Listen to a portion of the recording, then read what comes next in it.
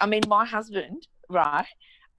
My husband has dark skin. So I've had people say to me, I actually had my son say to me through this whole Black Lives Matter, he's 11 years old, and he said to me, I'm confused. I'm half enemy and half victim. Oh, no. And I said, right, okay. And he said, Mum, are you the enemy? And I sat down and I tried to, and I explained it the best part. And I said, well, in some parts, yes, I am. And in some parts, no, I'm not. I personally am not the enemy. Has my history done that? Yes, it has.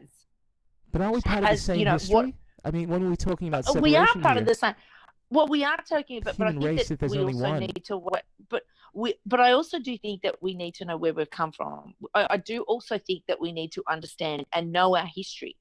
Look, a perfect example of this is my family came from Italy, and after the war, Hitler took all of the patents of all different important things that Germany had made, things like cars, and which is why German cars are so important and so valuable, because they were able to start off on the forefront of being able to have all these patents straight away, because Hitler knew when the war was actually ending that he needed to make sure that Germany had some sort of value.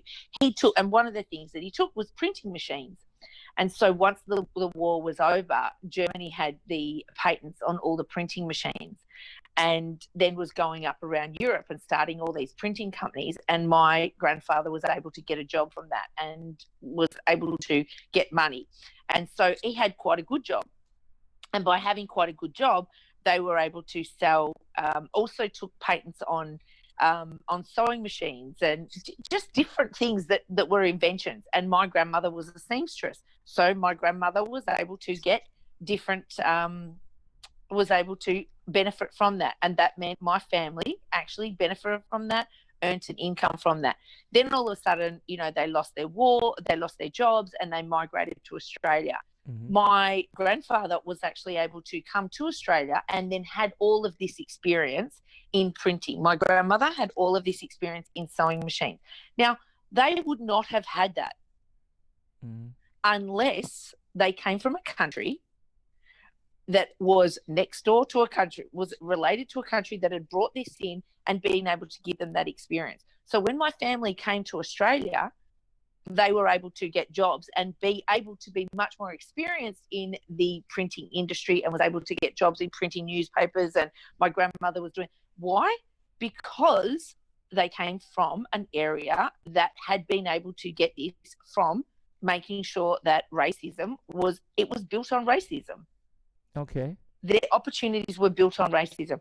So my family had an advantage from that. What I look at that, I see the argument you're making. Yeah. Right? Okay. So if your family came here to Australia and didn't have that background and didn't have that, but you had it in other areas.